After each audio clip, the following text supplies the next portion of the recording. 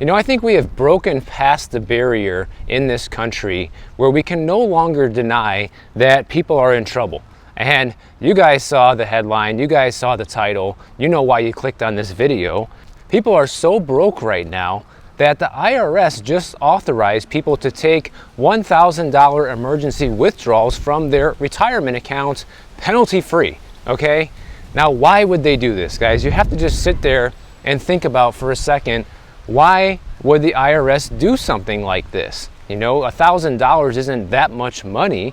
And when you're saving for retirement, the idea is you want to keep the money in the retirement account, not take it out. And get this, you don't even have to have a real reason. Pretty much any excuse will qualify for taking the $1,000 out. You can just have a self-defined emergency. This could be anything like a medical expense, a funeral expense, you know, a car repair, pretty much anything that qualifies as an emergency because you don't have the money for. That's the real emergency here. In case you're not catching that, the emergency is people don't have $1,000. You know, so they have to tap in to the retirement account. But you don't have to tell them what you're taking the money out for. It can be any reason that you define as an emergency, you know. It could be that, oh, I gambled my money away this past week, so I need to take out $1,000. One thing you also have to realize is they keep making it easier and easier for people to tap into their retirement savings because that's another method of keeping this magic economy on the road, you know, because it's not going to go for very much longer, but they have to do things like this in order to stretch it out as far as they can. And this is a genius way to do it, right? People have money in those accounts that they normally can't touch without facing a big penalty unless they're past retirement age.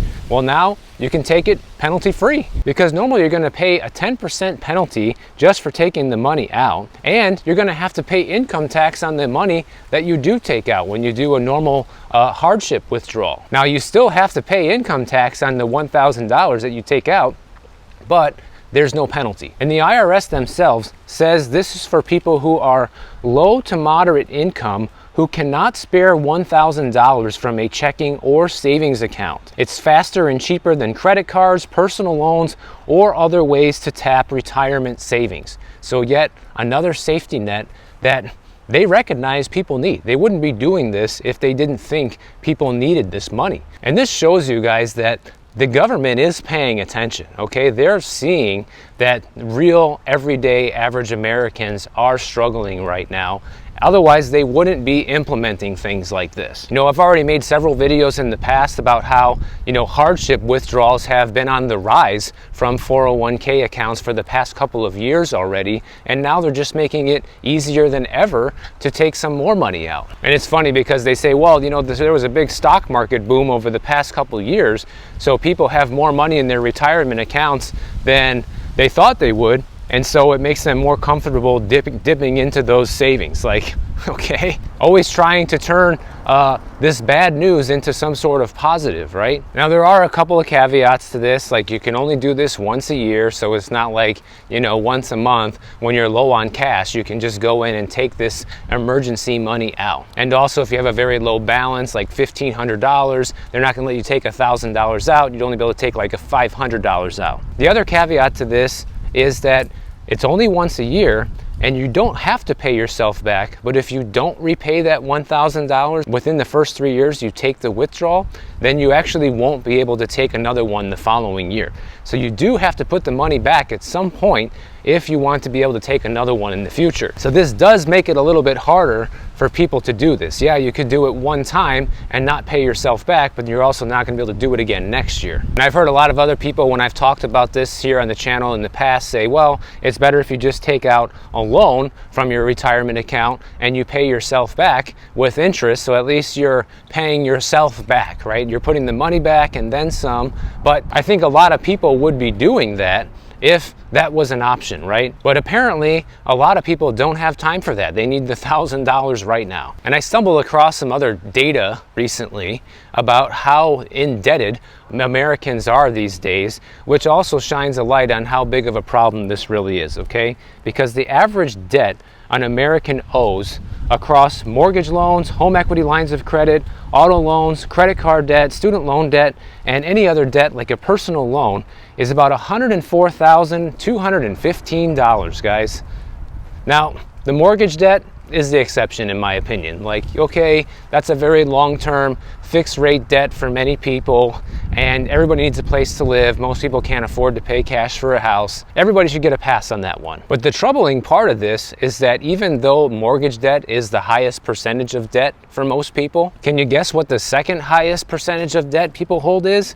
Student loan debt. That's right. That's the debt that President Biden wants to forgive, and probably now Kamala Harris or whoever takes his place in the future is going to be on board with that plan still. So here we have a pretty old house for sale. It's 3-bedroom, 2-bath. They want $1.3 million for this house, and this is the typical California house here. They bought back in 1978 for only 67 grand, and now they're trying to cash out for a lot of money. But take a look at this house, guys. Like, it is not really that nice of a house. It's actually in pretty bad shape, and someone's gonna have to pay $1.3 million basically for a tear down here.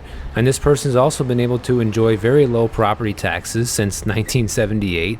Even their current bill is only a little over $5,000 a year, thanks to California Prop 13. But you know what? Everybody else is looking at this and saying, how does this make sense? Including me right now. Now here's something that's not really surprising but important to know about the debt that people take on, is that people who have lower credit scores tend to have higher levels of debt. And then it becomes kind of this spiral downwards, because the lower your credit score is, the higher interest you're going to pay on all forms of debt that you're actually able to take out. And the more debt you take out at higher interest rates, the harder it is to pay it all off, which means your credit score is going to be lower because you're going to have a higher debt to income ratio, which is not good for your credit score. Although there is a little bit of good news here, and that is that the current average FICO score is 718, which is at an all-time high, and 64.1% of consumers have a FICO score of 700 or above. So that's definitely more than half, which is a good thing. But that also means you still have 36% of the population that has credit scores under 700, which isn't the best. But the problem isn't just about being in debt, it's the amount of delinquencies with a lot of this debt that is starting to rise lately that's really concerning, guys. And that's why you're starting to see things like, oh, now you can take an extra $1,000 out for an emergency that you weren't able to do just a few days ago. You know, what are they going to come up with next? You can already borrow against your house, you know, as much as the bank will give you. You can already get as many credit cards as banks will give you. You can already get a personal loan up to the limit that banks will give you. And then I see people say on the comments of my channel sometimes like, well, everything looks fine. You know, I see people out at restaurants, things around me look good. Like, yeah, people have their job, they earn money, and if they own a house, they have access to all these other forms of credit that they wouldn't actually be able to have otherwise. And it allows people to live massively above their means. And I think a lot of people are doing this. Here we have another 3-bed, 2-bath house for sale, but this one's much better maintained and much better condition than the previous one for $1.6 million. They've already cut the price about 30 grand, and they're trying to double their money from 10 years ago. So let's see if they can get it.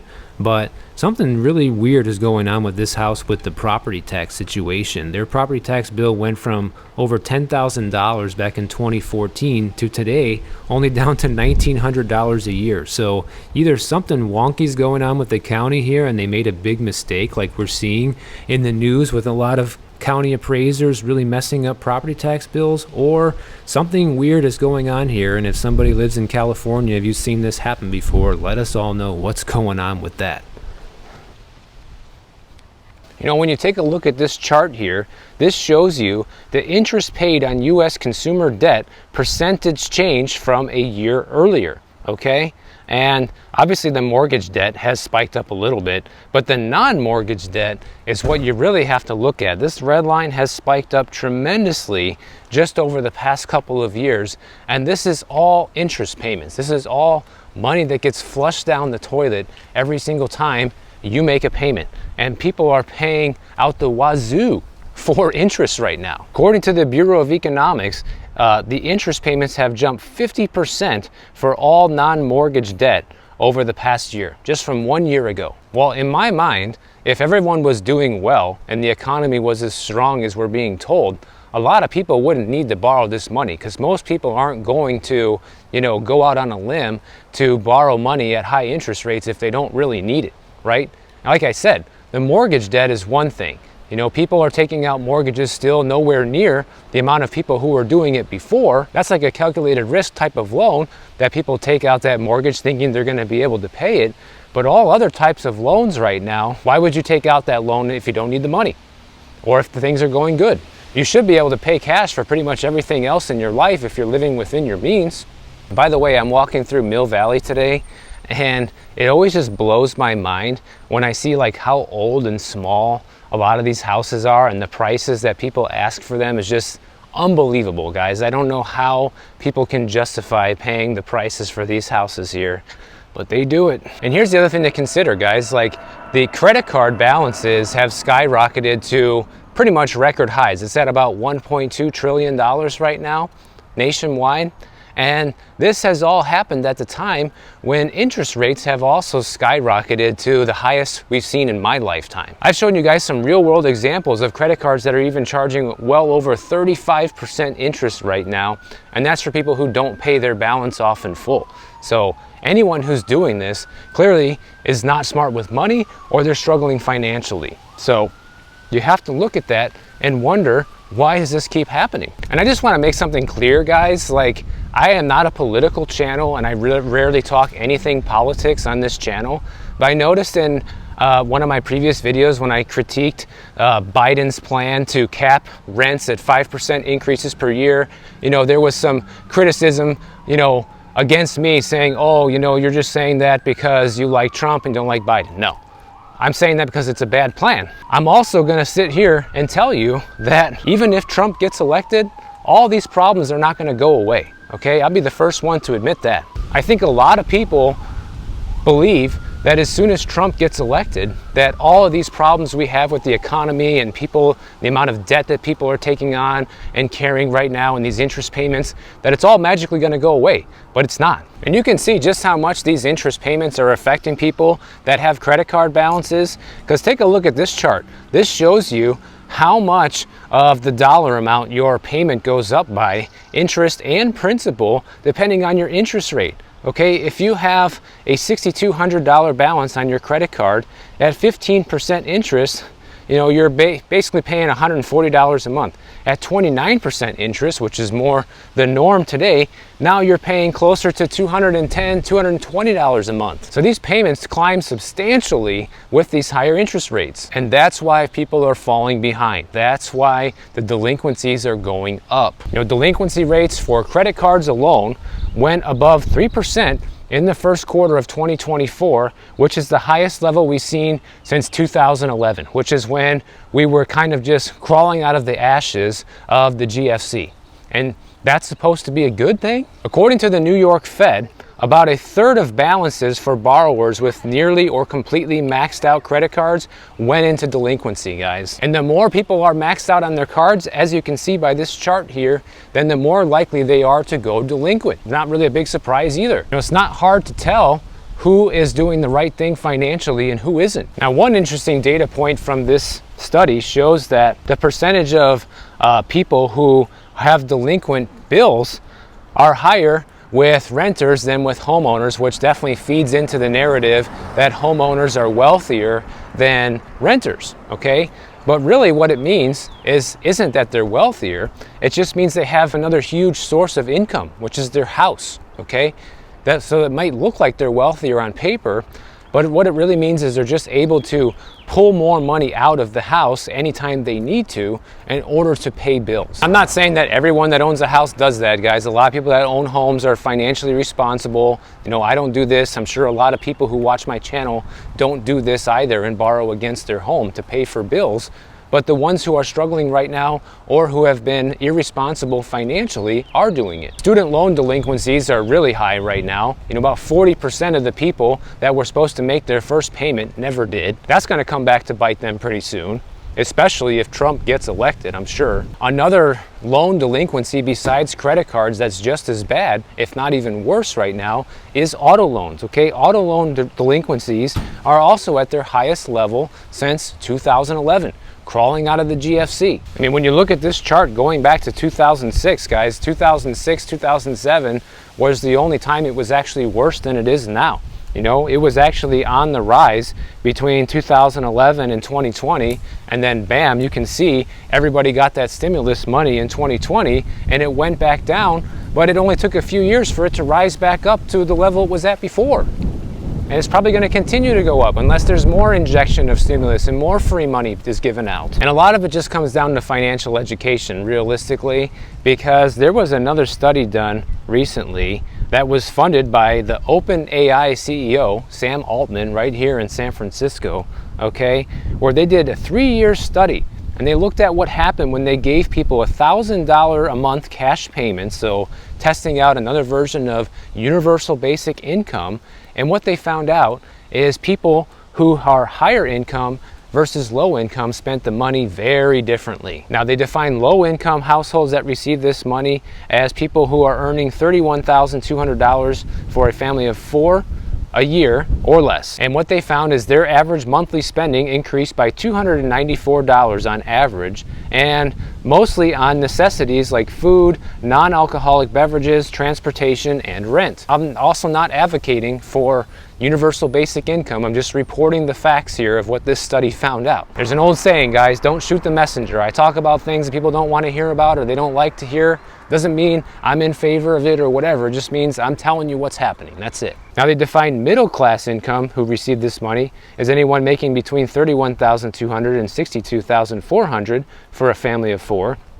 They increased their spending the most by an average of $427 a month, and they focused their spending on the same basic necessities that the low income households did: food, rent, gas, the essentials. But the higher income households that received this money between $62,400 and $93,600 a year, that's what they consider high income, they only made small increases to their total monthly spending at an average of $71 per month. So these higher income people boosted their spending the most on rent, and they were also more likely to increase discretionary purchases such as recreation and vacations and alcohol, tobacco, marijuana, whatever, right? They're just gonna buy more things that they really don't need, but are fun little party favor kind of stuff, you know? And I think this study is interesting because number one, it shows you that a lot of people out there are receiving free money still up to this day, not even government funded. These are privately funded studies, okay? So everybody's like, oh, I only got one stimulus check, whatever. Like, well, there's people that have been getting $1,000 a month for 3 years. You probably weren't in that study. I wasn't, but someone was, right? So there's been a lot of things like this happening behind the scenes that you probably don't know about. The other thing that I find interesting is this high income group that received the extra money. It doesn't really say what they did with the excess savings. You know, did they save it? Did they invest it? Whatever, we don't know. It only tells you, how much their average spending went up by, and also tells you what they were spending the money on. But it doesn't tell you, what happened to the difference? What happened to the other $500 that the middle income people were getting?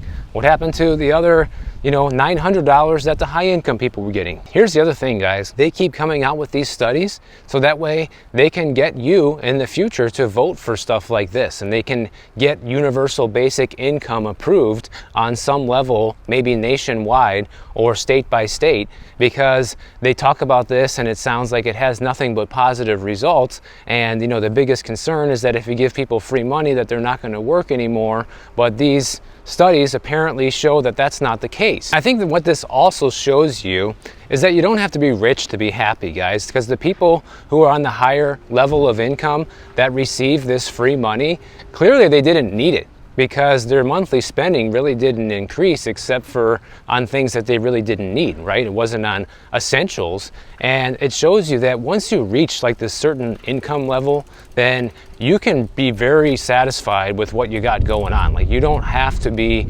reaching for the stars and trying to buy, one of these $2 million houses here that's falling apart. Nobody needs that. And I think the other thing that a study like this truly reveals isn't really that the extra $1,000 a month helps lower income households. It's that we need more opportunities for people to be able to earn that much money, right, on their own without having universal basic income. Instead of all these phony, jobs numbers that, look, we created all these jobs that are all part-time jobs and people need to work 2 or 3 of them in order to just get by. No, We need to be creating better jobs that pay more money in order to give people these opportunities to begin with. But the only way that's going to happen is in a strong economy. You know, that's where this all circles back to.